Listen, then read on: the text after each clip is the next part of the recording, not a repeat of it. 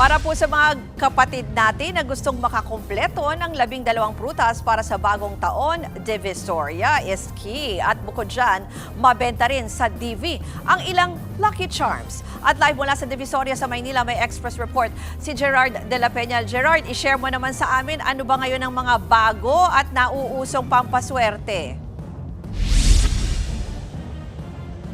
Napakaraming mga bagong usong pampaswerte dito sa Divisoria. Yun nga lang, napakaraming tao dito ngayon na namimili ng mga pangangailangan nila para sa pagsalubong sa bagong taon. Punong-puno na nga ng mga tao yung ilang mga kalye dito sa Divisoria. Halimbawa niyan ay itong Santa Elena, Ilaya at Tabora kung saan pinayagang magtayo ng mga stalls sa bangketa ang mga nagtitinda. Itong Santa Elena kung saan maraming nagtitinda ng mga bilog na prutas na pinapaniwala ang magdadala ng swerte sa bagong taon. Siguradong makakalabindalawa kayo o higit pa dahil available yan lahat dito. Nariyan ang Fuji apples na 50 pesos ang tumpok na 3 piraso. May mangosteen na 100 pesos ang kilo. Seedless grapes na 100 pesos ang kalahating kilo. Kapag naman yung green grapes na mas malalaki 150 pesos ang kalahating kilo. Ang kiwi at peras, 300 ang bentahan. Ang kiat-kiat naman, 50 pesos ang isang balot.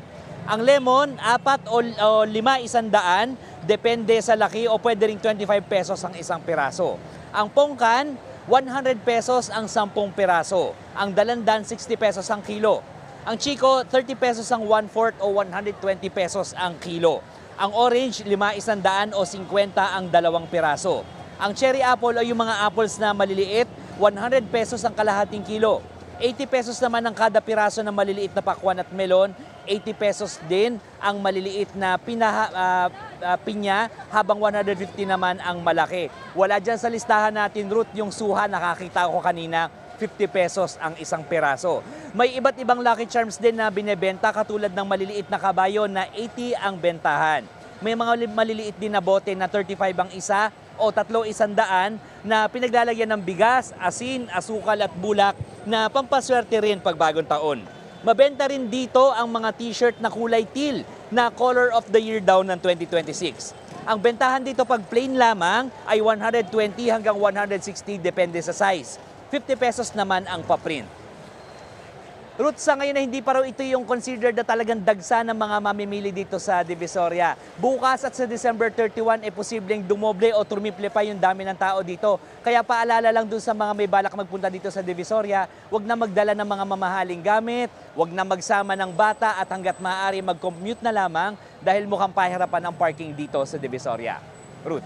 Yan nga yung itatanong ko sa iyo, Gerard, kasi nakita ko sa video mo, napakarami ng tao. Ngayon pa lang, hanggang saan ba yung traffic din dyan? Sabi mo, mag-commute na nga lang kasi baka mahirapan mag-park. So, gano'ng kalayo kaya ang lalakarin ng mga kapatid natin na may planong pumunta dyan?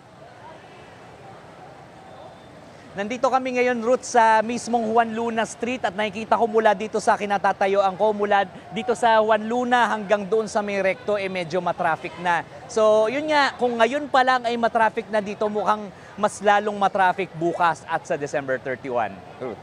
Yan po ang Express Report ni Gerard de la Peña. Mga kapatid, Ruth Cabal po, para sa mabilis na pasada ng mga balitang dapat niyong malaman, mag-follow at mag-subscribe sa social media pages ng News 5.